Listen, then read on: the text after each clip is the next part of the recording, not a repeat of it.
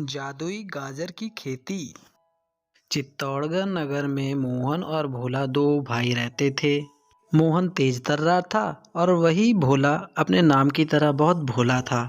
मोहन भोला को बिल्कुल भी पसंद नहीं करता था।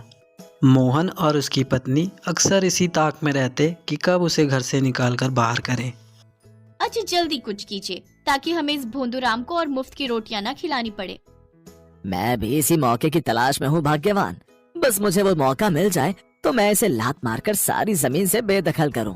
एक दिन उस नगर के राजा ने ये पूरे नगर में ये घोषणा कराई कि जो भी गाजर की खेती सबसे अच्छी करेगा उसे इनाम दिया जाएगा। ये बात सुनकर मोहन के मन में लालच आ जाता है।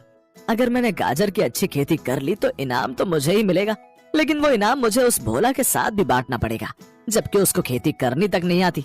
सारी मेहनत मेरी होगी और इनाम दोनों में बटेगा।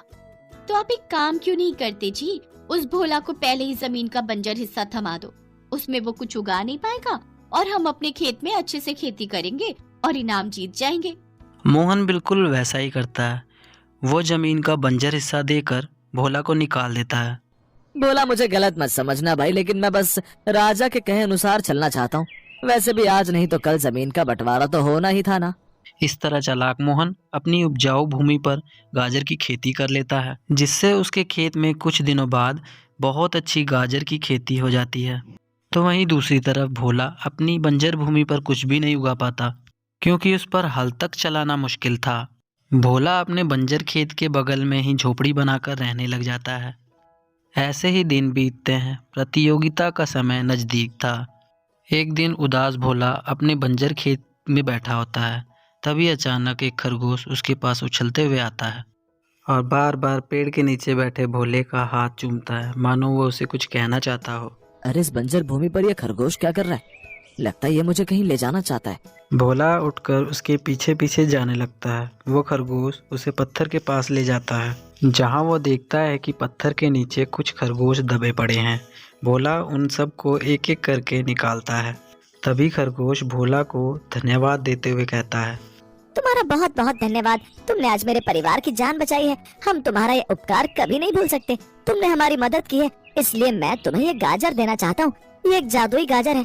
इसे तुम अपने बंजर खेत में गाड़ दो, फिर देखो कमाल। जादुई गाजर? भोला ने ठीक वैसे ही किया। उसने जैसे ही उस बंजर खेत में गाजर को बोया, खेत ताजी ताजी लाल गाजर से भर गया। अरे वाह, ये तो सचमुच जादुई गाजर का खेत बन गया। तुम्हारा बहुत बहुत शुक्रिया जादुई गाजर देने वाले खरगोश। अगले दिन प्रतियोगिता का दिन था। सभी प्रतियोगी अपनी अपनी गाजरें लेकर दरबार में पहुंचे।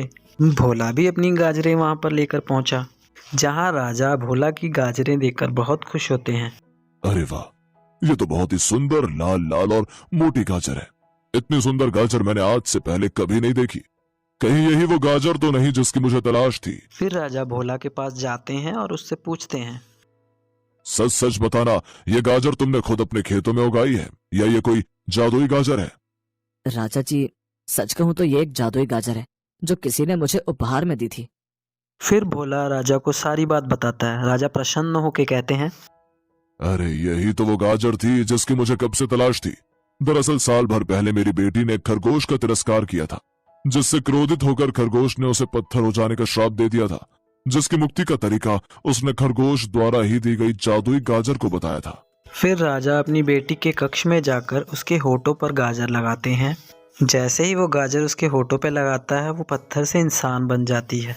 राजकुमारी देखने में बहुत ही खूबसूरत थी। भोला राजकुमारी को देखते ही आकर्षित हो जाता है, तो वही राजकुमारी भी भोला को अपना दिल दे चुकी होती है।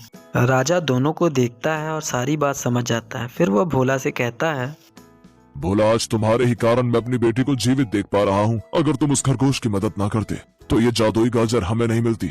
इसलिए मैं अपनी बेटी का हाथ तुम्हारे हाथ में देना चाहता हूँ।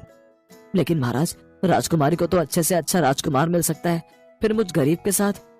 हाँ, लेकिन तुम्हारे जैसा नेक दिल इंसान इसे नहीं मिल सकता। और राजकुमारी मेरी इकलौती बेटी है, इसलिए मेरा जो कुछ है वो तुम दोनों का ही है। इसलिए अब से तुम दोनों मेरे साथ मेरे इसी महल में रहोगे। इतना कहकर राजा उन दोनों की शादी करवा देता है। और भोला, जो कल तक एक गरीब किसान था, आज महलों का राजकुमार बन चुका था। यह देख उसकी भाभी और भैया को अपनी करनी पर पछतावा होता है। लेकिन वे दोनों पछतावे के सिवा कर भी क्या सकते थे।